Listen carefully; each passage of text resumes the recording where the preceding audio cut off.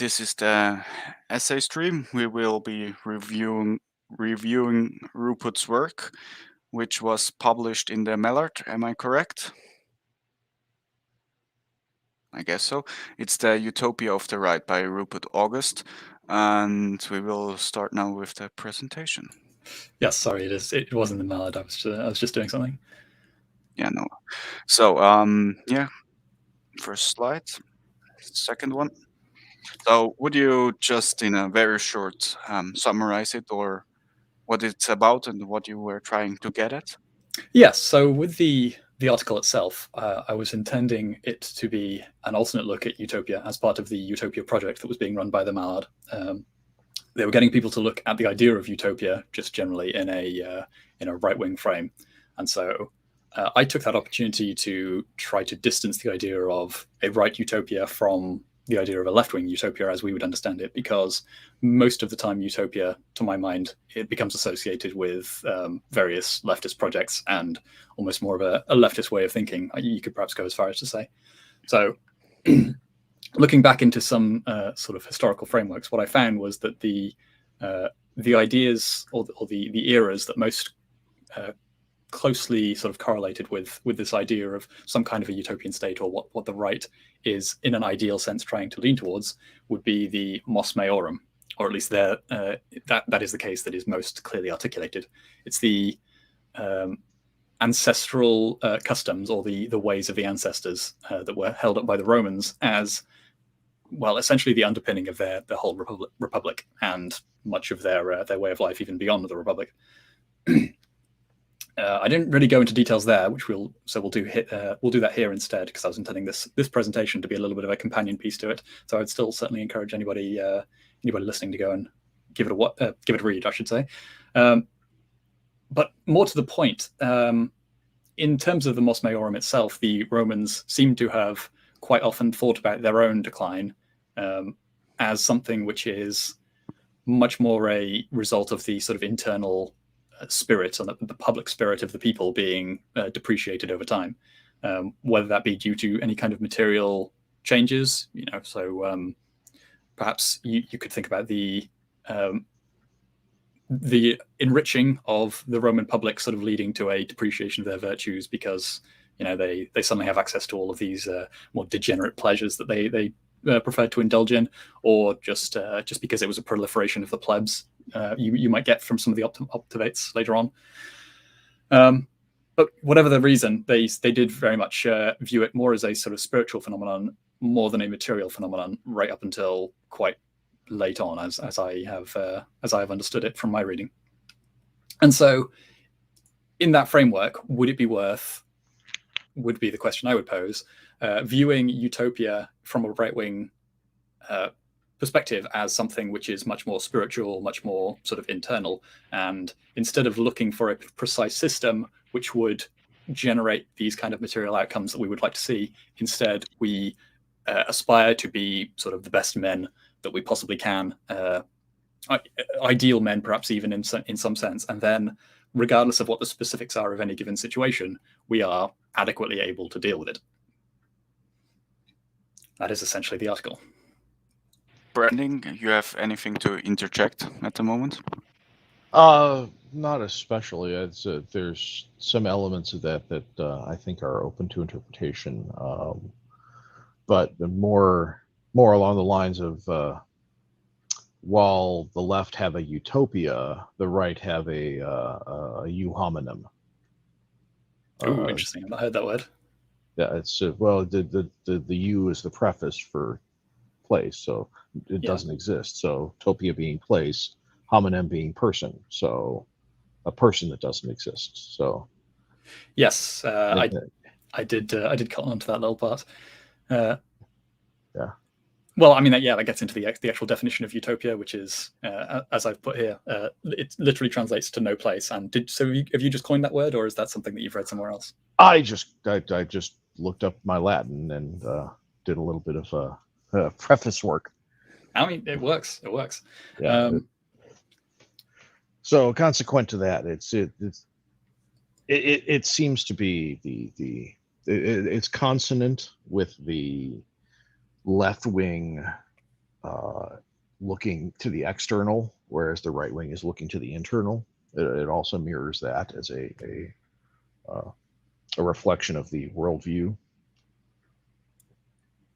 Yeah, exactly, and that goes into what I'm sort of getting at here. So, left-wing utopias most typically, although not exclusively necessarily, I would say, tend to be quite prescriptive and quite external in this sense. They sort of rationalize an outcome which they want to see, and then try to implement policies based on the modeling. Unfortunately, we tend to find that the modeling is usually flawed in some way or incomplete, and so the results are never quite what we expect them to be. Hence the common refrain of real communism has never been tried, because the outputs are never generated. Therefore, it must be a problem with the circumstances that were tried, not that the input, not that the model is incorrect. Here I would interject. Sorry, Branding. I think the left isn't really focused on systems. The left is more focused on outcomes, basically meaning they work for the Utopia, or in German it would be something akin to Schlaraffenland. Schlaraffenland being a land where food is abundable or not rare to find. But back to the leftist point, I think the leftists have utopia in mind, where everything is hunky dory. Everybody, mankind, will be shaking, holding hands, singing "Kumbaya." And all the drivers of nature are forced out. Basically, they think of either establishing heaven on earth or going back to the Garden of Eden. So I think your premise, in my opinion, is slightly warped. They're just being the rational system is more on how to get there, and they have built up a machinery to build basically heaven on earth. But building heaven on earth isn't possible. So I would look with skeptical eyes on that. They are systematized. They have a goal, and they're just trying to get there. And that's mostly why they say real communism has never tried. Yeah, obviously, heaven on earth will never be possible, and they search for all different methods. But yeah, I think my point is done. Well, to your point about the systemization problem, and this echoes somewhat Rupert's point as well, is that there doesn't seem to be any kind of a universalist approach that's being applied by those on the left, which basically destroys the premise of a system initially. Without universal rules, one doesn't have a system. One has a set of arbitrary expressions. And since the left seems to be primarily focused upon the outcomes of the system rather than the rules of the system itself, they are not tied to any one particular mechanism to achieve those outcomes. So I think you're both right in that they're looking from the perspective of how do we get here, and throughout history there are as many possible roadmaps that they've tried as there are philosophers.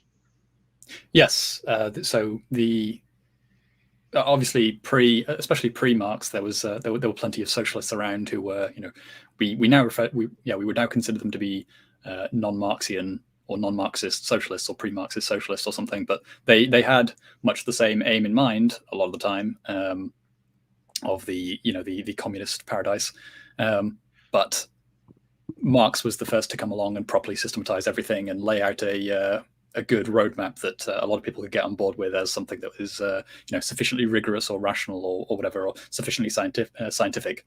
And I need to interject here where you use the word good, and I don't think that's appropriate. Slip of the tongue, perhaps. Yeah. Well, on my point, I would even go lean myself that far out of the window and say that the French Revolution was the first socialist revolution. Maybe the term socialism wasn't coined yet, but it basically was. When they say we have to behead the king simply because he's the king, not because of what he's done, simply because I elaborate further, that he has the position of the king, not so it's inherent in the position of the king that they should be, or that this position needs to be executed basically to get to establish heaven on earth, because the hierarchy need to be flattened. Just a little throw in there. Well, quite consciously, they were trying to move down the same sort of track that they perceived England to have gone down, in the sense of trying to create a certain sort of like parliamentary system, which was more empowering to, and it created like maximum liberties and things like that. And they wanted to try to deliberately emulate the system of another place, albeit less utopian in that sense, because they had a very deliberate sort of example in mind. But they were sort of going through the process of trying to remove any obstacles that existed to that, and then I think they ended up perceiving that the king was one of those obstacles that had to be removed eventually. And then it took on a life of its own by that point, especially after that point with the way that the Jacobins were going. But that's getting into the weeds of French Revolutionary history. Yeah. The French Revolution, I think, is emblematic of the communistic revolutions throughout history. I would argue that the first socialistic revolution of which I'm aware would probably be Spartacus and the slave revolt in Rome. But it possibly the Athenian, the initial establishment of Athenian democracy. I don't know whether you'd call it a revolution or a coup or some version of that, but that had a lot of quite communitarian qualities to it as well, like trying to remove familial distinctions and things like that, and instead associate purely with geographical demes and things like that. Mm-hmm. Yeah, in fact, the Romans were famously averse to demagogues, because demagogues used the underclass and the ineffective and the cripples, etc., as their masses to agitate. The mob is as old as Rome, and in fact older, and it's always been the engine utilized by the utopiast to attempt to actually implement their process. Actually, I believe there was a system.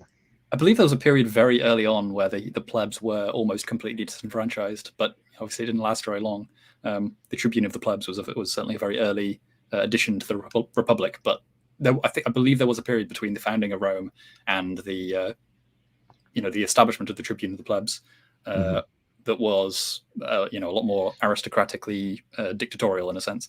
Albeit at that point it would obviously have all been a bit more tempered by the fact that it was still in its early days and still possessing all of these, well, probably the purest version of the Mos Maiorum that they would have been able to point to. Albeit, I've also heard the argument that the whole process of the Roman hero didn't necessarily come to fruition until someone like Julius Caesar came along. That was kind of some of the argument behind him being an allowable exception, because people like him and some of his other contemporaries like Pompey were almost like a complete fruition of the ideals that had been held aloft for so long, and combining with the expectation in the Roman mind of the veneration of heroes and the greatness of heroes and their contributions. Indeed.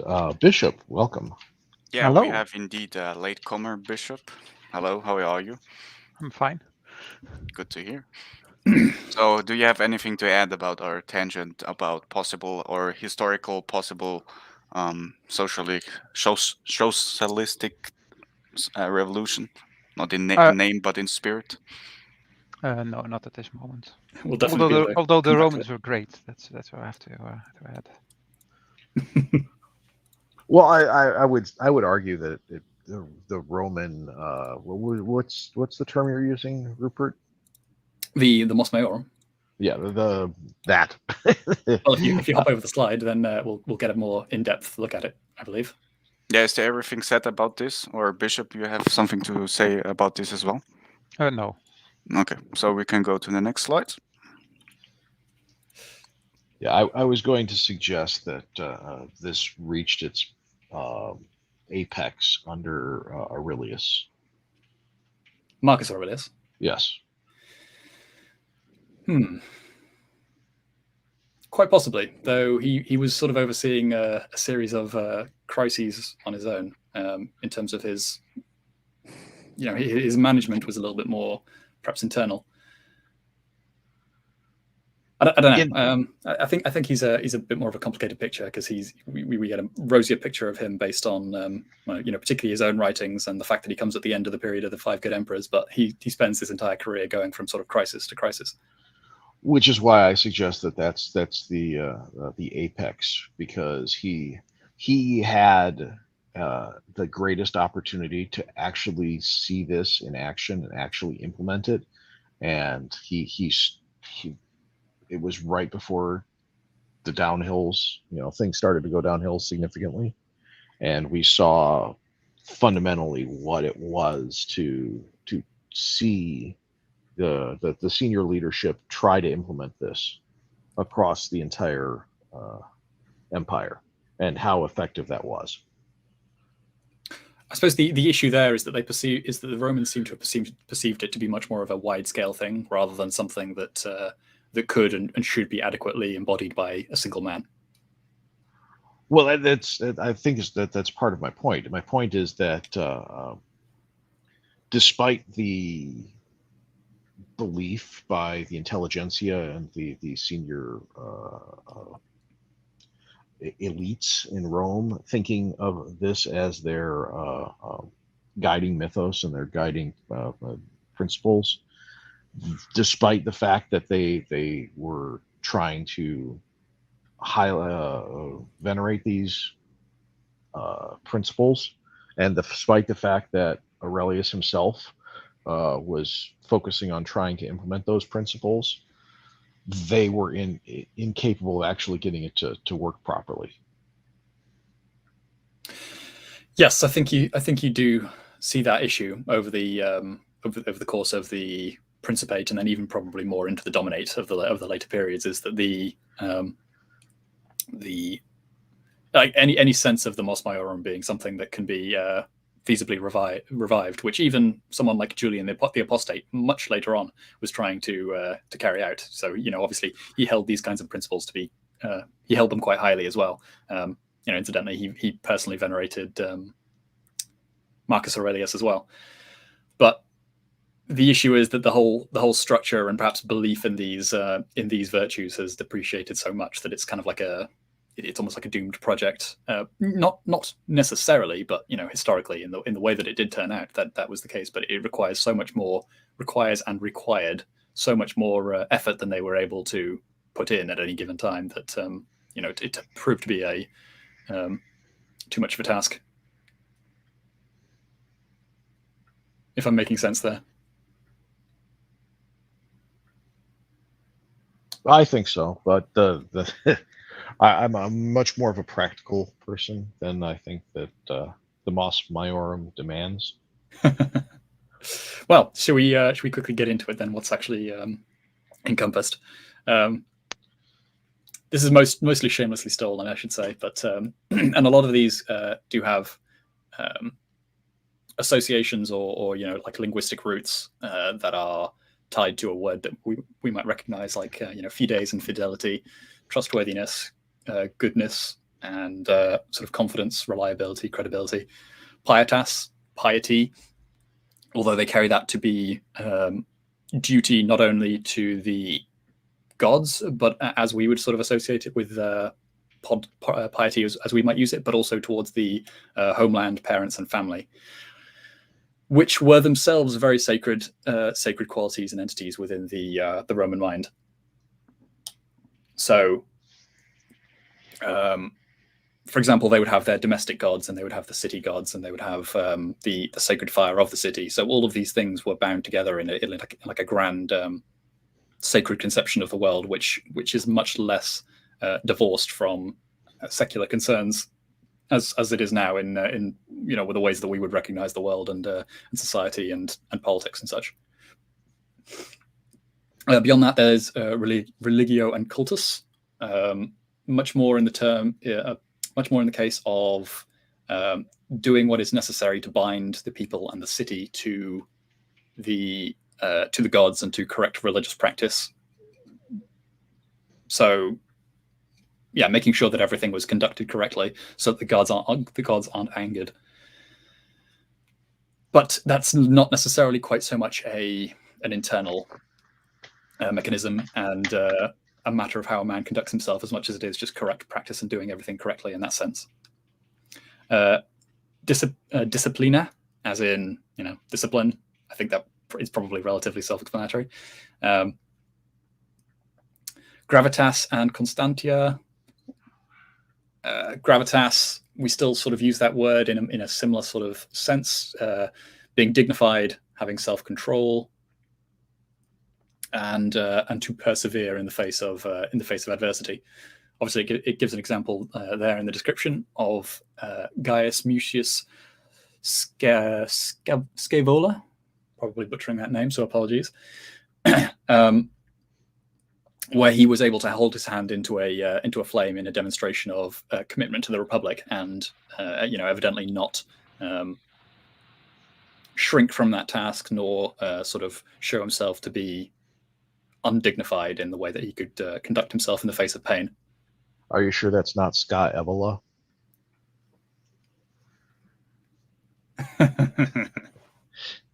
Took me a moment. He was another Italian, if I recall correctly. Yeah, I believe he was. Virtus, which I forgot about this. I did know it before, but deriving from the word for man, go women are incapable of virtue? ? Which is an interesting idea, according to the original. Yeah. Aren't women as subgroups of men? I don't know what the Roman conception of that was, actually. Whether they were considered an entirely separate entity, or whether they have a similar thing as Christianity, in that women were sort of brought forth from men. I'm not sure. Anyway, the idea of getting off point. yes, the idea of embodying sort of ideal Roman masculinity. It'd be nice to have a bit of a deeper description of that, actually, but I'd have to look that up separately. And dignitas and auctoritas, effectively, if you do everything else correctly, then you will be able to display dignitas and doing everything with sort of magnanimity. I take that to more mean magnanimity as we would understand it, in terms of just sort of generic greatness springing from the embodiment of the rest of these traditions or of these traits. So a lot of it has quite a sort of sacral and sacred component to it. Correctly conducting oneself in order to not displease the gods is sort of the lion's share of this. But obviously, as we'll get into in a minute, there are other ways in which you can take this that are a little bit more direct to how man should conduct himself. Anything stick out for anyone? Go ahead, Brandick. Well, I was just going to basically point out that this is really more of a philosophy towards life, and possibly a religious approach, than it is to any kind of a practical guide toward living. It is, and that's kind of the point, in a sense. So it's sort of like the generic idea of virtue, but it's their own conception of that, more or less. Mm-hmm. So their idea of, I guess, what was the word you coined? The hominem? Yes. Was a man who correctly venerated the gods and correctly gave due reverence and sort of diligence towards practice of religious duties, and conducted himself in a way that is probably in accordance with Stoicism, effectively. I mean, other than the sacred components, it does sort of have an air of conducting oneself with dignity and not sort of shirking from one's duties. So Christ might embody the Mos Maiorum. That would probably be I'm almost certain that would have been an early idea, actually. Yeah, that's probably a big part of the way that it was sort of portrayed to more traditionally minded, small c conservative Romans. Mhm. And how does this all tie in together, or why do you use this example for the quote-unquote right-wing utopia? Because again, it gets back to the idea of utopia being, no place. So no place being created by, as the word that we're coining, the ou hominem, and this was the Roman conception of how to achieve the ou hominem, or what was the ou hominem before it depreciated over time. So if you go hop ahead. over, there'll be a more sort of in-depth look at some of the newer versions of this idea. So obviously there's not much here. I left it open because you can probably all think of some other better examples. In the Christian conception, we have the 7 heavenly virtues, which are a little bit more of a direct prompt as to how we might be able to live a good life and be good men. And then beyond that, although I don't have I've not been able to find a good source on it specifically, there was this idea of among the Mongols of living a hardy life that would allow you to conquer the way that Chinggis had, rather than going soft and sort of slipping into degeneracy with all of the wealth and power at your disposal, as so often happened. So basically, it's the utopia is not a place that can be established on Earth. It's mostly a place of mind, maybe, that you can strive towards. Basically, it's an internal state of being.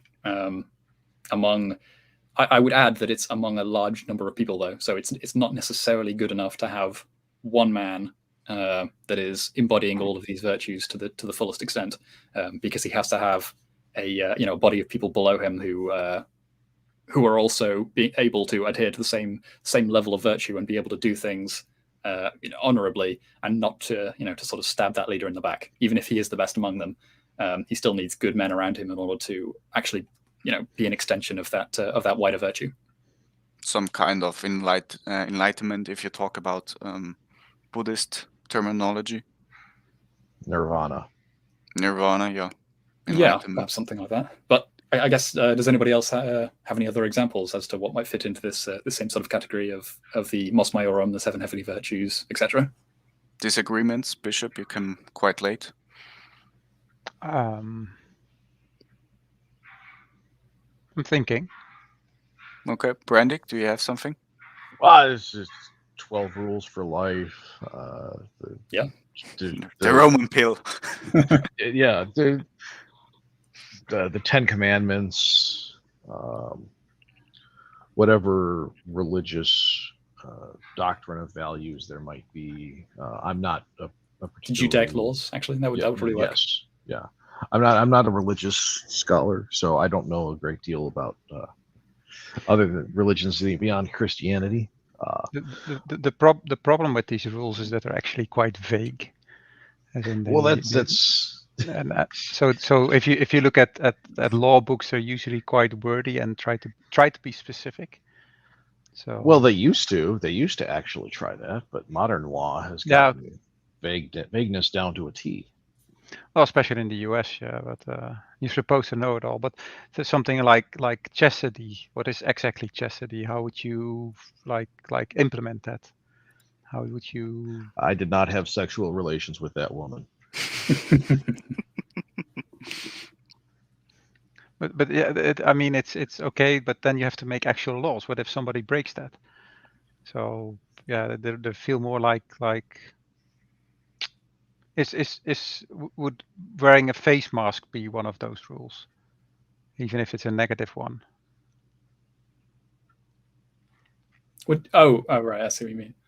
Yeah, I mean you can twist these every way you want, like they did in the Cult of Reason after the French Revolution, where they just could reason any rule they wanted and make it happen, and it became ridiculous. Well, this is part of the problem, is that once you're doing that twisting, and once you're trying to interpret it to mean what you want it to mean, you're already experiencing the degeneration that we're trying to sort of avoid. Yeah, but It's then not, you can't reach perfection anyway. So well, that's perhaps what makes it equivalent in the sense of utopia being something that can't necessarily exist in its fullest form. It's something that is sort of aspirational. Is that you take it in as the spirit of the rules rather than the letter, just for pure prestige or whatever. You leave the actual city of God to God, and you don't try to build it yourself. You just try to emulate it to your fullest extent. Yes, by being the best man the best man that you can. You might not be Jesus, but and you might not be able to rival. You definitely wouldn't be able to equal Jesus, but the process of trying to get there is, hopefully going to make things a bit better for those around you, or make you better able to sort of deal with any situation that you're presented with. That would probably be the road to the eu hominem. What would Jesus do? Yeah, pretty much. Should I go to the next page, or? Yes, because. Quick second, is there any question left or disagreements on the panel? I guess not. Okay. Well, probably not yet, but there'll be more. Yeah. So, some of the ways that you can look at some of the idea of the eu hominem, or the creation of the eu hominem, could be sort of like a synthesis of these two ideas. So you create a system which hopes to increase virtue as one of its outcomes, or that you systematize outcomes in terms of the spirits that they engender, or you create material conditions that are going to create this sort of spirits that you want. Some examples that I came up with were Jacksonian democracy, the idea of creating a Christian smallholder state of smallholding farmers that would be able to vote on things democratically, but never be too beholden to the government, because they're pretty self-sufficient. And then once you expand that up to the national level, then obviously you have a fairly self-sufficient government as well, that doesn't need to, or state, I should say, that doesn't need to rely too much on anybody from outside. Proletarian virtue in the form of the sort of socialistic or communistic ideal that you would be able to, or that you would be trying to encourage the virtue of the nation by maximizing the extent to which the natural proletarian virtues, as opposed to bourgeois degeneracy, is able to flourish. So through the process of empowering the proletariat, you are improving the virtue of the nation.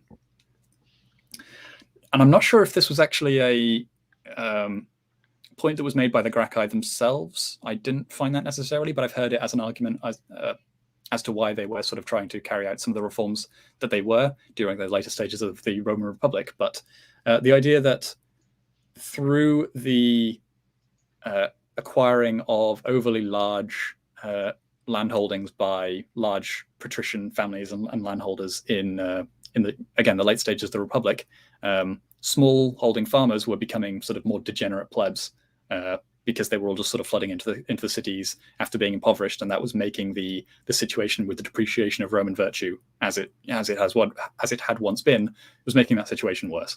And so they were trying to disperse land and give out land to otherwise dispossessed farmers, or impoverished plebs, Roman plebs, but of theoretically good stock, so that they could, perhaps regain some of that virtue through the process of, hard work on the land and all of that kind of thing. And then there's potentially the Kaczynski route, where you could start talking about the degeneracy of modern technologies and how that is negatively affecting us. Obviously, in that case, it's getting as much into the effects on the environment and whatever as it is onto us. But I mean, that would potentially be one thing that's worth thinking about. And obviously, it's come up a lot in modern times, the idea that social media is making us worse. Yes and no. Yeah. So that would be the idea of the synthesis, where it's not just a matter of people becoming worse in spirit, but it's the idea that the system is having some deleterious effect on the people that needs to be rectified. And if we create a better system, then we can create better people. Isn't this a sign of luxus? A sign of what? Sorry. Luxus. Luxus. I don't know the precise English pronunciation.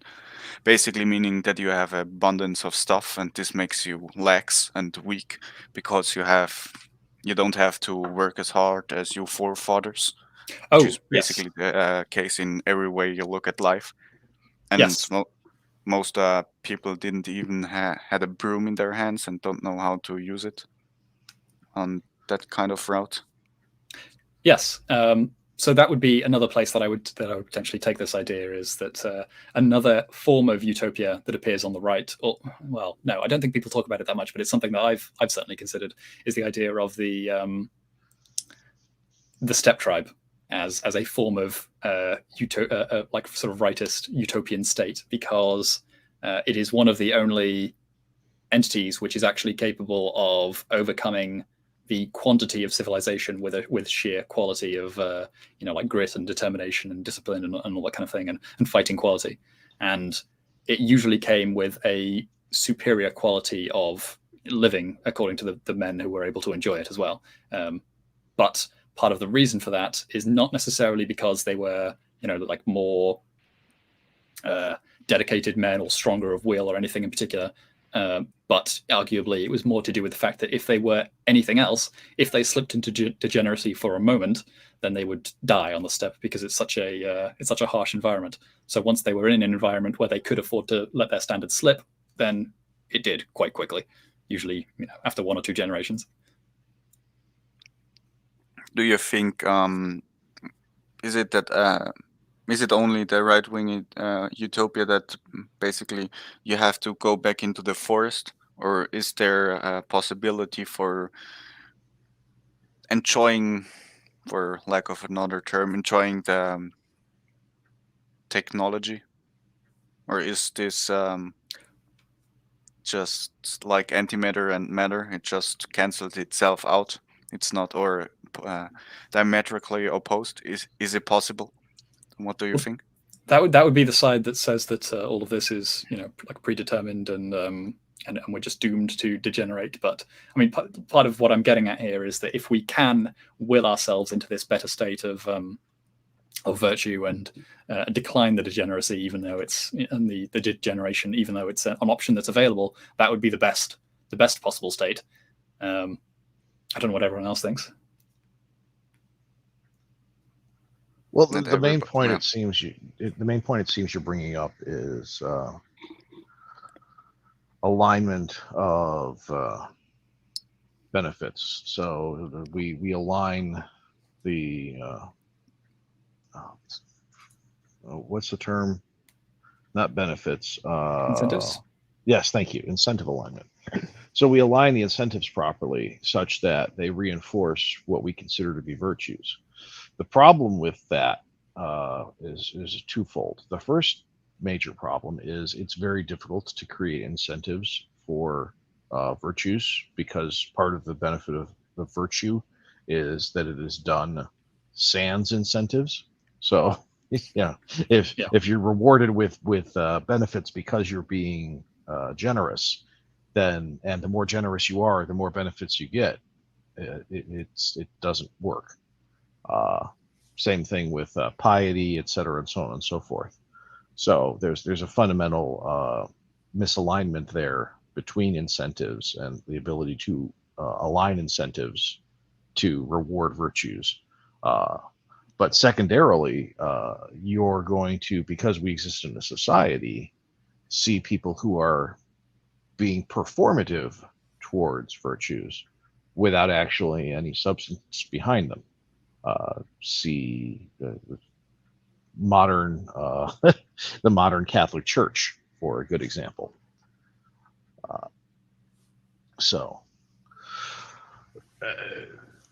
And going towards your point about the Industrial Revolution, that goes into specialization and efficiency gains that can be pulled from specialization. And societally, there are so many opportunities for benefit from specialization and channeling energy in those ways that society is going to have a very hard time pushing any way against that or away from that. There are precious few modern humans who have Da Vinci class intellects that would be able to be true Renaissance men and understand everything that's necessary to replicate, recreate, or duplicate what is modern technology and what is going on in the modern world. So, and that's just going to get worse as time goes on, as things become more and more specialized going forward.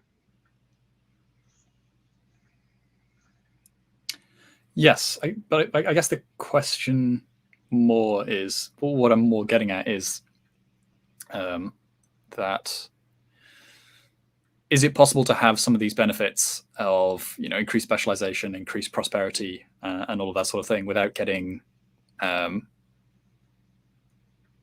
without slipping into the degeneracy that that seems to become so like wide scale virulent alongside it. So like to take an example from the past, is it possible to maintain step levels of discipline whilst you're living in Beijing? Or do you just slip into the harem lifestyle, the all of the delicacies, just sitting around and smoking opium? Yeah, exactly, all of that kind of thing. Do you just, in the modern world, do you just get functionally addicted to video games and porn, or do you live according to the same kinds of mores that that your parents had? I hope Well, not. Yeah, but I think you can live with all those things. You just need, or the other way around. If you can withstand those temptations, you're not really on the levels as those forefathers that built a Suez Canal or something to that effect. But if you have the mental character or character in general that you can withstand this in the modern age, I mean, you are not a Übermensch, might be the wrong word, but you have pulled through something. So you there's attempt at least to embody those higher virtues, which is I guess in my book it's a good thing in itself.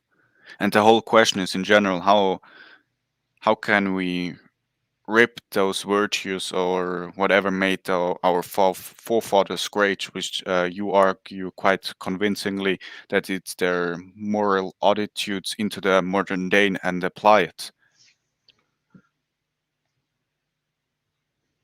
Yeah, that's exactly the kind of thing that I'm getting at. Is I don't necessarily know how you do that, but maybe it's one of these things where asking the question is to sort of encourage not an answer, but progress towards an answer, which I think is what's sort of been happening with the some of the various strains that have come out of the right recently in terms of internet culture. So the idea of nofap to get people off those addictions, cutting down on video gaming to get off that.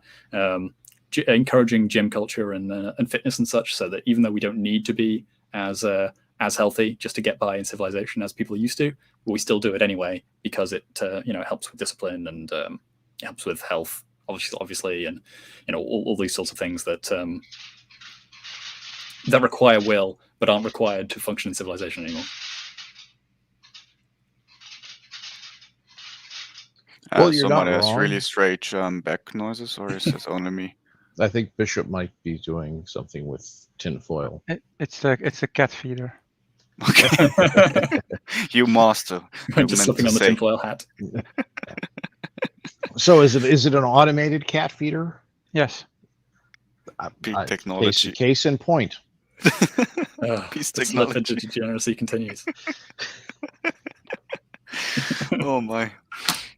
I mean, you laugh, but it's one of a million time-saving devices that have been created that allow us to offload actual consequences, or rather consolidate those consequences. So, Bishop, you would have to feed your cat once or twice a day, but you fill up the cat feeder, and it takes you functionally the same amount of time as it would to feed the cat, and you only have to do that once a week or whatever, right? No, it's once a month, and Oh, I got the cat feeder because I went away for 5 days.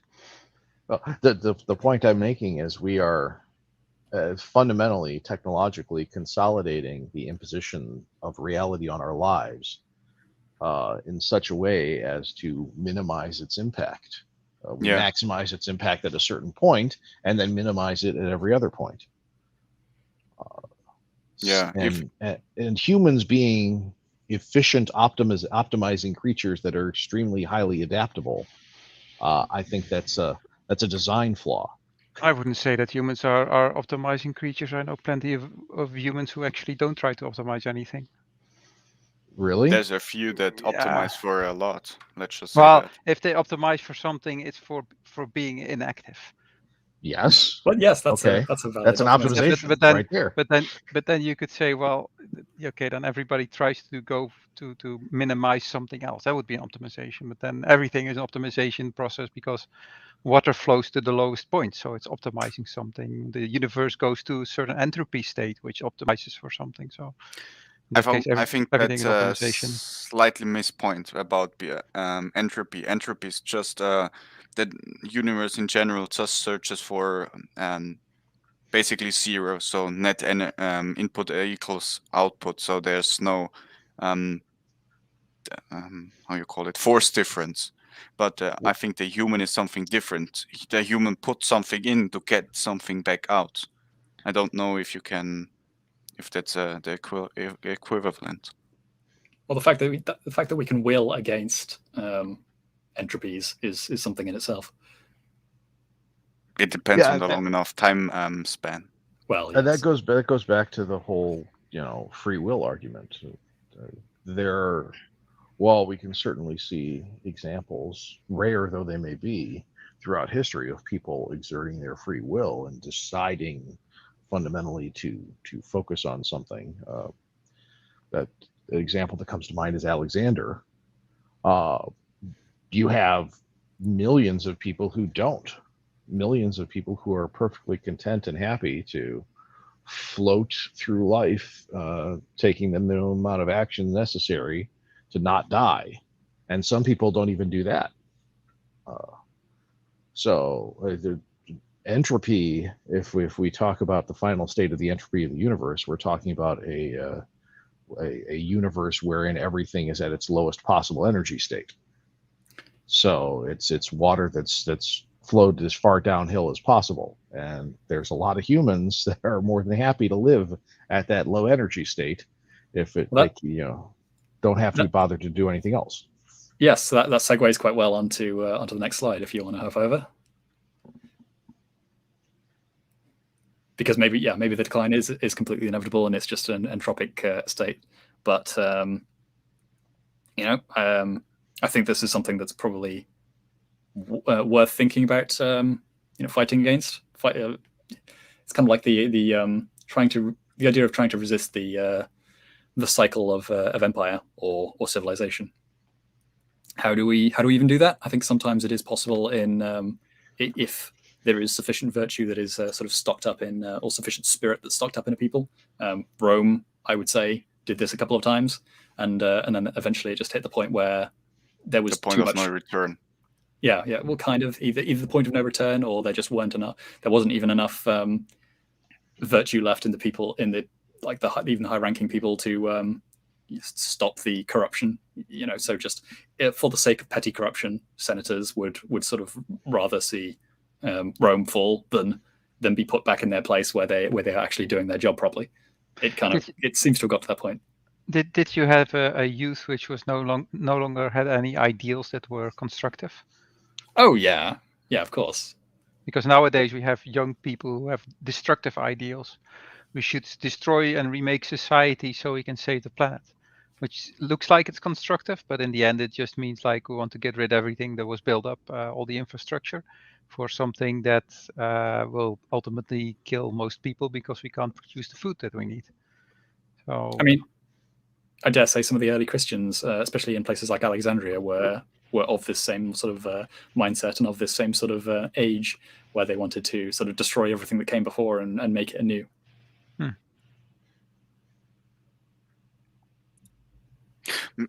That might maybe sounds strange, but to our earlier point, maybe even the technology allows us to evade entropy.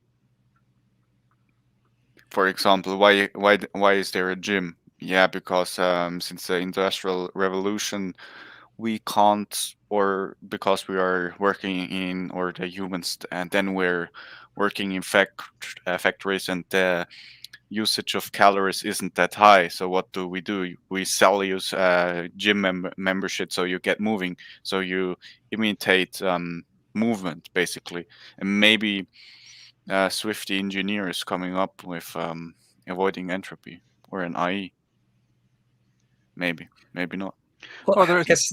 Sorry, there's no reason to get buff nowadays strictly in order to live your life. We have machines. You can have a job where you just write spreadsheets or do something else with computers. You can drink soy lattes the whole day. You can live your life like that. But are you a man? Do you need to be a man? Do you need to be a man? Well, if other men come knocking, then maybe. Well, yeah. Well, yes, but how likely is that? You get well, we're importing them by the millions, so you get a lot of weak men, and you know what weak men make. And I think that goes to the point that you were making, Rupert, about the impetus being there. What is the impetus? Does this change how we ought to act? Does this change what we ought to advocate?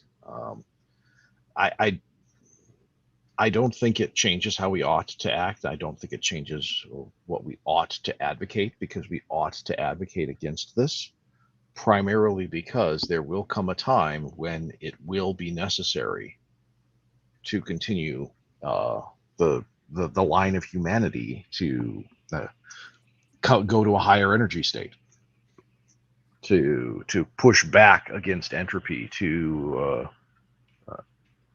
resist.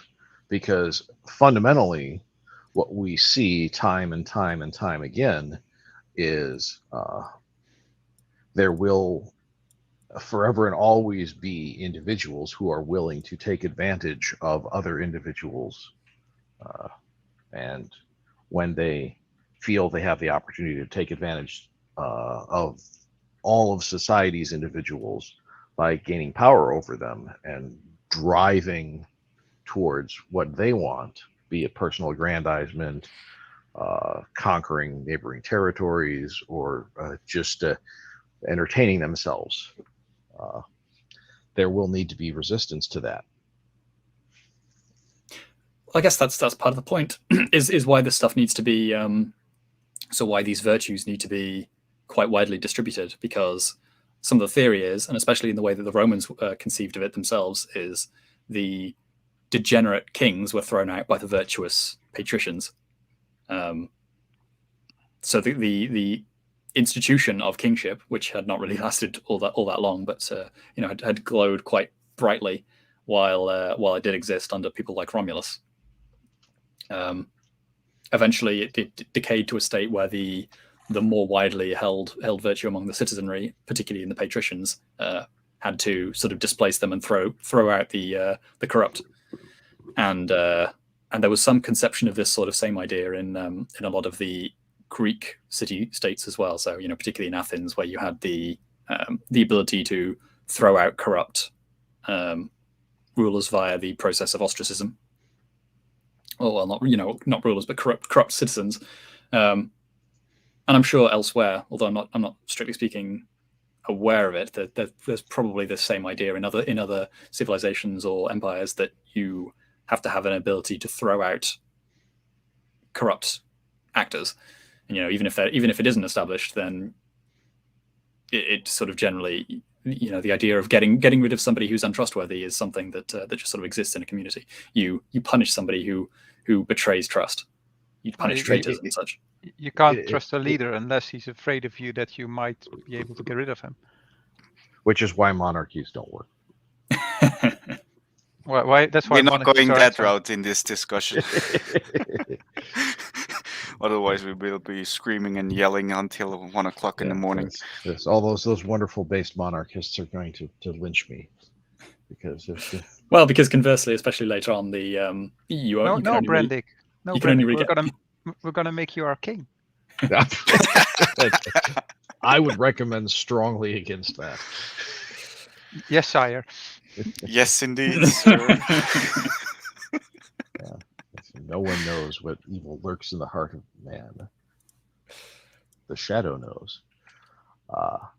But I view it more to the point of the water analogy is actually a very good one in that what you're going to see is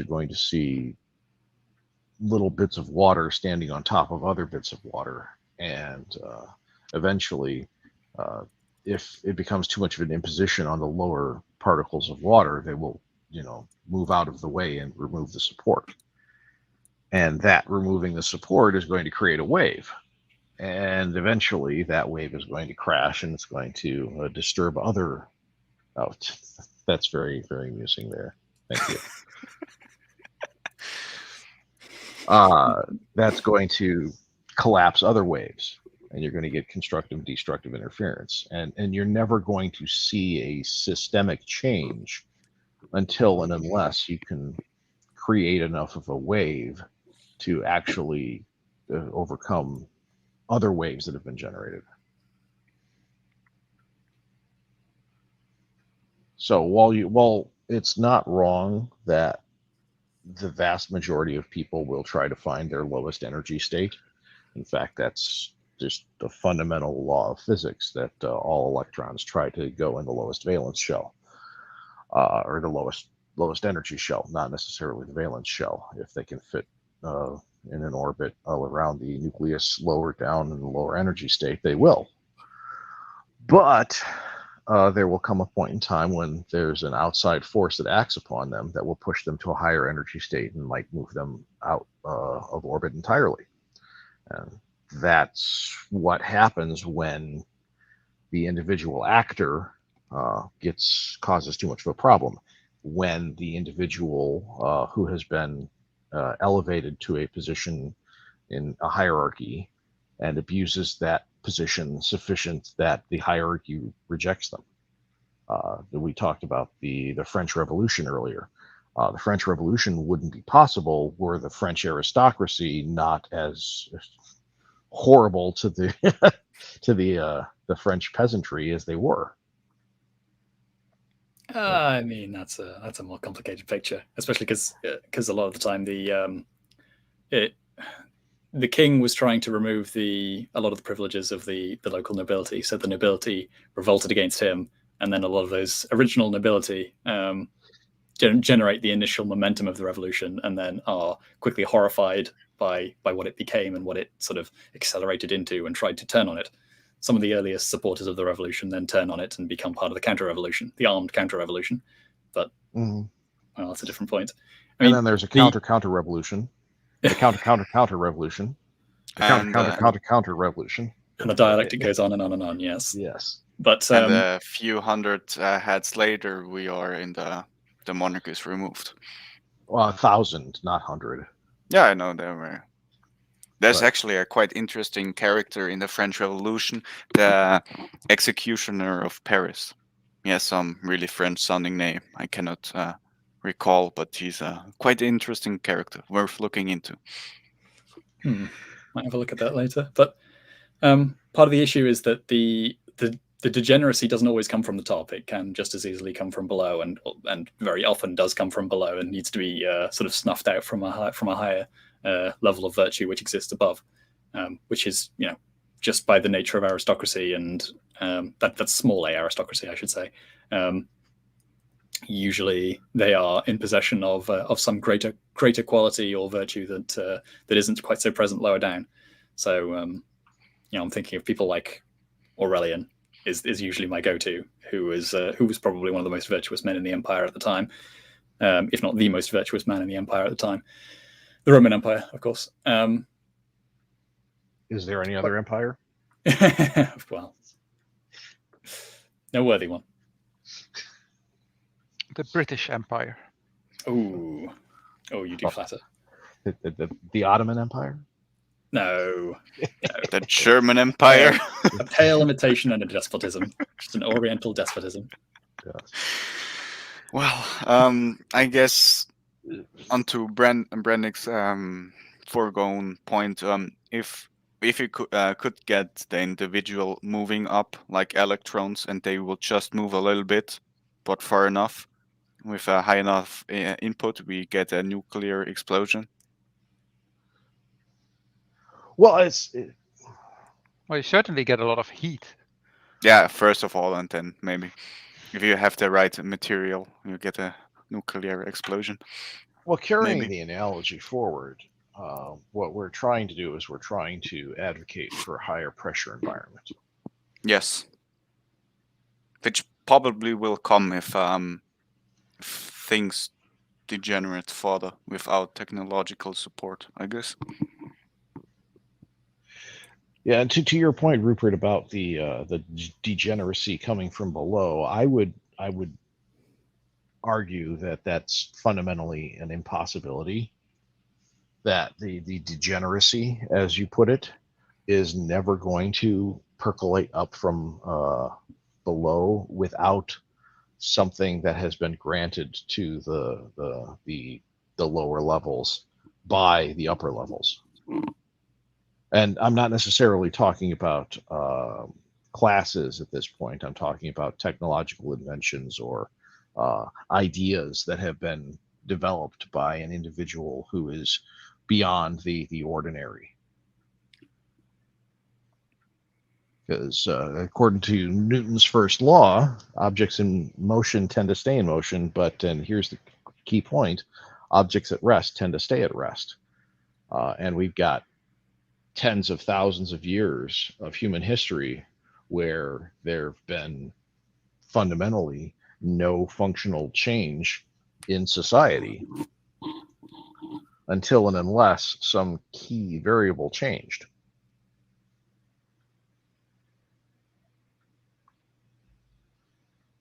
I think I follow what you're saying, but just to clarify, the kind of thing that I'm talking about is subordinates, stabbing a superior in the back who is fundamentally doing a good thing, but for petty reasons of corruption or personal gain, particularly in the short term, they stab a good man in the back, basically. Be that as it may, that's not. That's what I mean by from below. But that's not necessarily going to result in something worse for the individuals involved in the stabbing. Or at least they perceive it to be as an opportunity for them to be benefited. For example, when everyone stabbed Caesar, they stabbed him because if Caesar kept on going Caesaring, they themselves would have lost too much. And they felt that they were going to have a better outcome individually when they were, when the situation was changed. Yeah. And they also wouldn't have been able to do that were they not able to collaborate with one another. And one of them, who was the ringleader, as it were, came up with the idea of stabbing Caesar. And that was a leader. And that was the free electron that caused the chain reaction. Be a leader, stab Caesar. Well, sorry for my. I think we can put that on a bumper sticker. That's actually quite a good. Yeah. Yeah. Okay. But I mean, none of this happens without the first monkey coming up with the idea. Yeah. Sure. And that monkey, by coming up with the idea, demonstrates that they're superior to the other monkeys because they came up with the idea. Oh no, that's what I'm saying. Yeah. That's a tautology. Yeah. No. I follow. That's sort of what I'm getting at when I mentioned or made explicit that I was talking about sort of small a aristocracy. Yeah. Because not only did they have to come up with the idea, they had to be in a position to actually implement the idea, which is another selection criteria, which is another hierarchy, as it were. Perfect example is this whole situation with Musk and Bezos and Branson.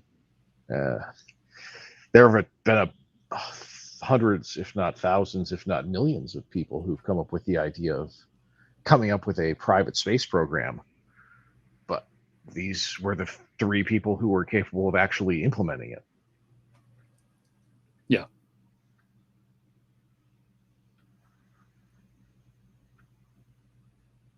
But I guess more the point that I'm making is that yes, these people would be capable. So to go back to the stabbing Caesar example, you might have somebody who is some kind of like an internal demagogue who was able to organize everything amongst peers and get a viable conspiracy going.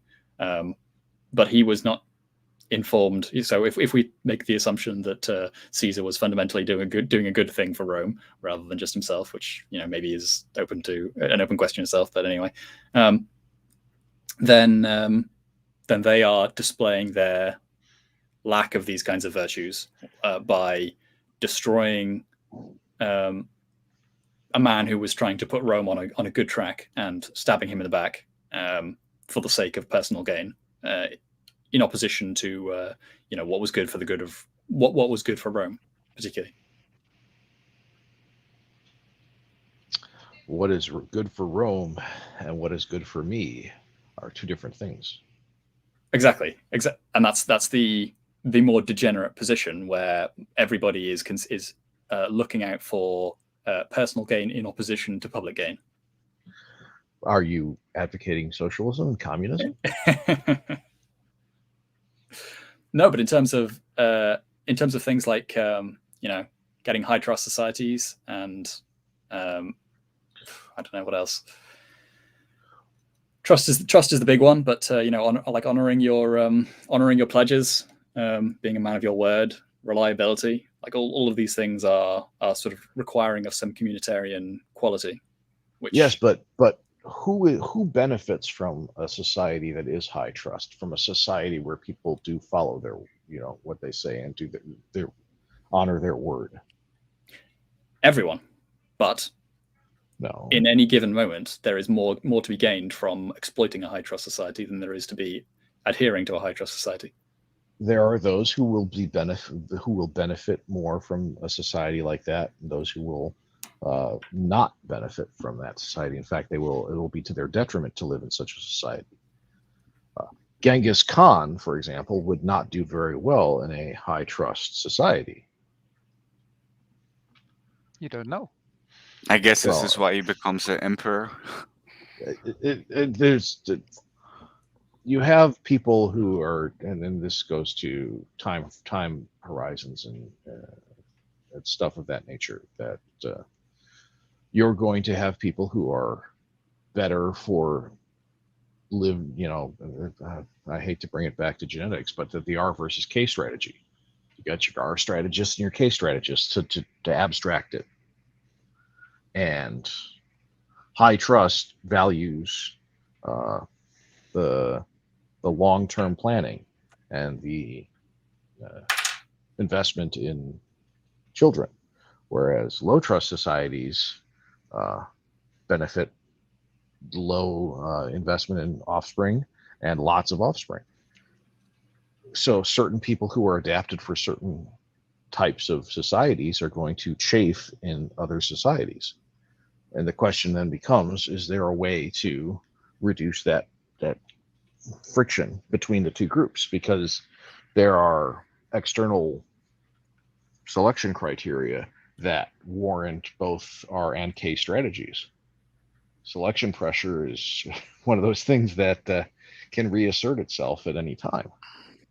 I guess this is why you have social norms to one extent or another, and you force and punish that with is against the line. I think this ties up into the discussion we had about the death penalty. That in general there is how you call it, a force or whatever in society that will be there. The question is how you I guess the best word analogy I can come up with is how do you do judo with it? So basically, don't stay into the punch, just roll with the punches, or um, where do you carry that energy? But the energy is just there. You can only transmit it, but it will just be there, and you have to transfer that energy in constructive behavior. Otherwise, it will hurt you, it will hurt the society, and it will hurt, I guess, the person that wields that force.